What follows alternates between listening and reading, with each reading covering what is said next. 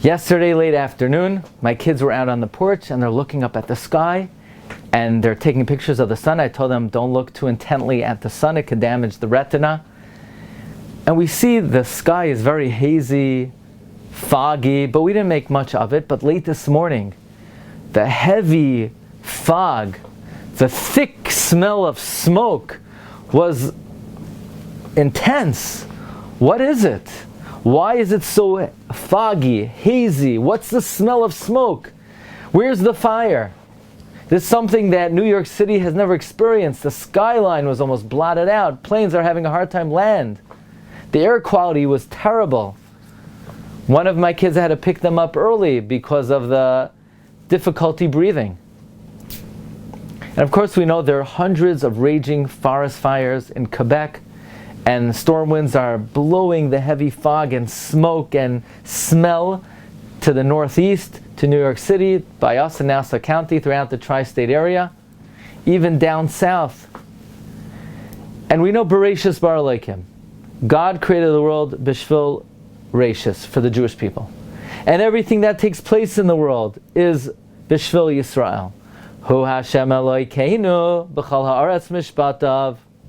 He is our God, the God of the Jewish people, and in that capacity is everything Hashem does. So what can we learn from this unusual phenomenon that's affecting millions of people in the northeast of the United States of America? If in the physical world something that takes place in one part of the world reverberates to other parts of the world, 500 miles away. Quebec is 500 miles from New York City. Then that is certainly true in the spiritual world. That what a person does, what a community does in one part of the world, has a spiritual impact of what takes place elsewhere in the world. Rabbi Yisrael Salanter taught that if a Jew in Vilna speaks Lashon Hara, then a Jew in Paris will desecrate the Shabbos. Nobody is an island unto themselves. No community is an island unto themselves. If the winds of the world, the physical winds, will take fire and bring its negative effects hundreds of miles away, then you could be sure in the spiritual world that the sins of a community adversely affect other parts of the world. But Midah Tova Meruba, the attribute of goodness, is 500 times greater.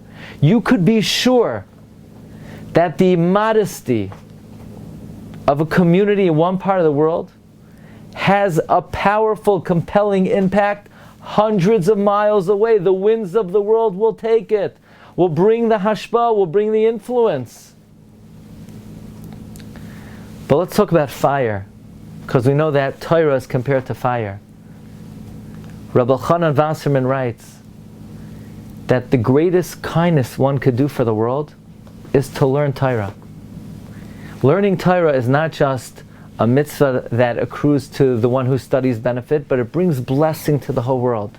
We believe Elu dvarim sha'adam oichel peresem ba'olam hazeh v'talmud Torah keneged kulam. All the mitzvahs mentioned in that Mishnah are mitzvahs that you help another, you help your friend. Gemilas chasadim, acts of kindness, bikar chaylim, visiting the sick, hachnasas kala, helping a poor bride. Rabbi Chanan asks, why is Talmud Torah in that Mishnah? Rabbi Chanan says it's because Talmud Torah is the greatest benefit that you bring to the world, because the world stands on Torah. The Torah literally upholds the world.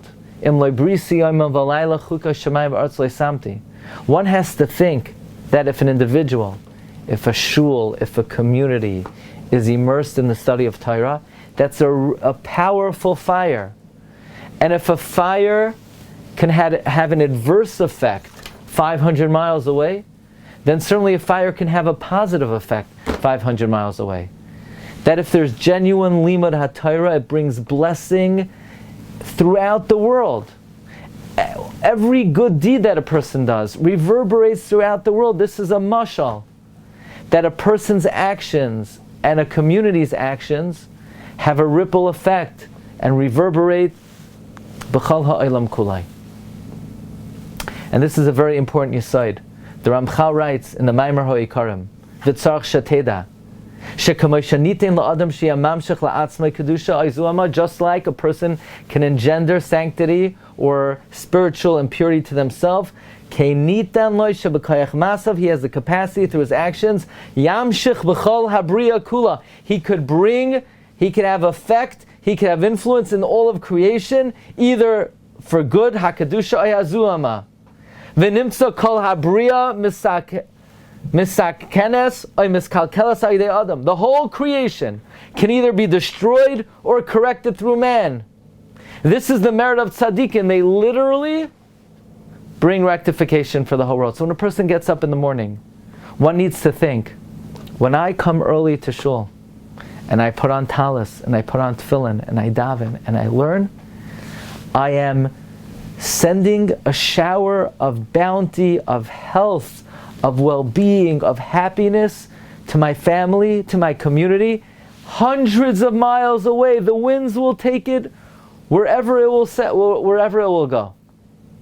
This phenomenon is a graphic illustration of the great principle that the actions of man today, nobody could say, Ma'ani, what am I? What are my actions worth? One little fire of Torah and mitzvahs could literally illuminate the entire world. May we be zoichet to use this ability and capability, l'toiva, to illuminate the world, and not chas v'shalom, to bring adverse effect. Wishing everybody safety and happiness, bracha v'hatzlacha.